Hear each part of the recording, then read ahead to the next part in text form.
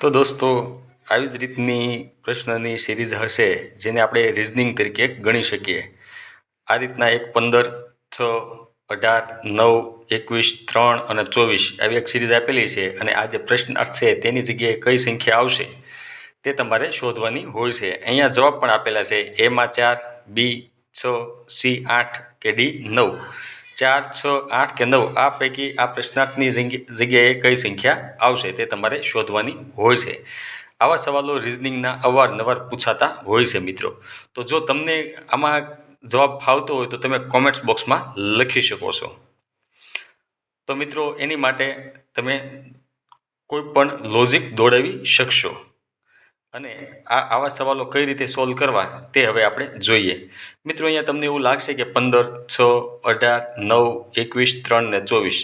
તો ઘડીક તમને એવું લાગશે કે સંખ્યા વધે છે, પાછી ઘટે છે, પાછી વધે છે, ઘટે છે, વધે, ઘટે, વધે તો ઘટે, એવું તમે લોજિક કદાચ લગાવી શકો.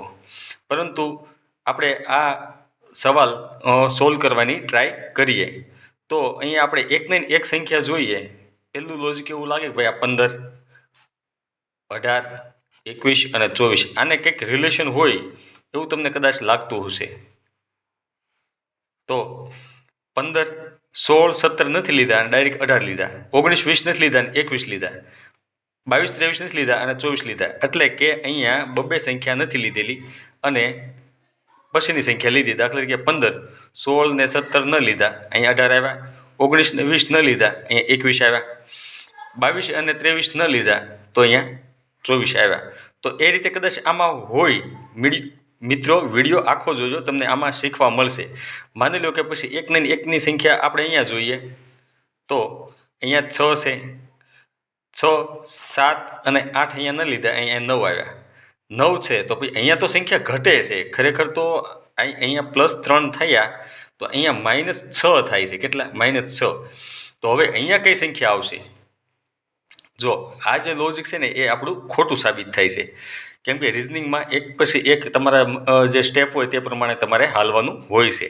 પરંતુ અહીંયા આપણે આ સ્ટેપ પ્રમાણે હાલવા જઈએ તો જવાબમાં પણ સેટિંગ નથી બેસતું મિત્રો, તમે જોઈ શકો છો. તો હવે આવા દાખલાઓ જ તે હવે એક સ્ટેપ આગળ તમે જે તૈયારી કરી છે એના કરતાં એક સ્ટેપ આગળ સવાલો પૂછાવાના છે.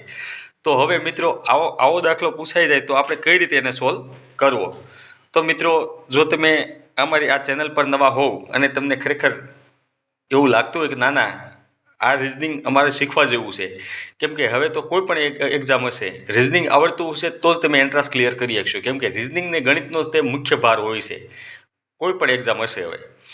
હવે મિત્રો તમે જુઓ તો અહીંયા 5 ને 1 આ બેના પ્લસ કરવાના છે. 5 ને 1 કેટલા થાય? 6 થાય. તો અહીંયા 6 સંખ્યા મૂકી. હવે 8 ને 1 કેટલા થાય? 9. તો અહીંયા 9 આવશે. હવે 2 ને 1 કેટલા થાય? 3.